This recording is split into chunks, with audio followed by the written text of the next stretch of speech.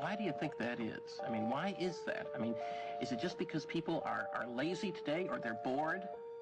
I mean, are we just like bored, spoiled children who've just been lying in the bathtub all day, just playing with their plastic duck, and now they're just thinking, well, what can I do? Okay, yes, we are bored. We're all bored now. But has it ever occurred to you, Wally, that the process that creates this boredom that we see in the world now may very well be a self-perpetuating, unconscious form of brainwashing created by a world totalitarian government based on money, and that all of this is much more dangerous than one thinks, and it's not just a question of individual survival, Wally, but that somebody who's bored is asleep, and somebody who's asleep will not say no?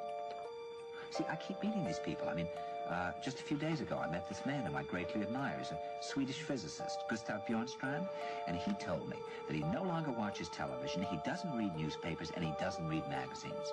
He's completely cut them out of his life because he really does feel that we're living in some kind of Orwellian nightmare now, and that everything that you hear now contributes to turning you into a robot.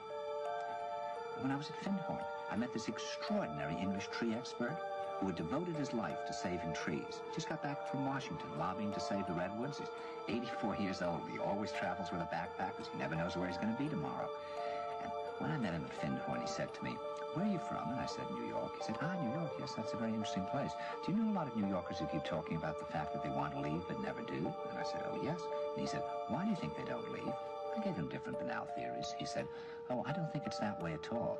He said, "I think that New York is the new model for the new concentration camp, where the camp has been built by the inmates themselves, and the inmates are the guards, and they have this pride in this thing they've built. They've built their own prison, and so they exist in a state of schizophrenia, where they are both guards and prisoners, and as a result, they no longer have, having been lobotomized, the capacity to leave the prison they've made, or to even see it as a prison." And then he went into his pocket and he took out a seed for a tree and he said, "This is a pine tree." He put it in my hand and he said, "Escape before it's too late."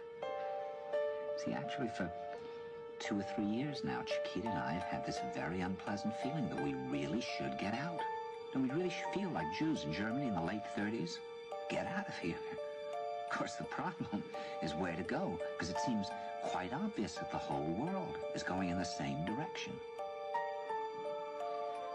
See, I think it's quite possible that the 1960s represented the last burst of the human being before he was extinguished, and that this is the beginning of the rest of the future now, that from now on there'll simply be all these robots walking around, feeling nothing, thinking nothing, and there'll be nobody left almost to remind them that there once was a species called a human being.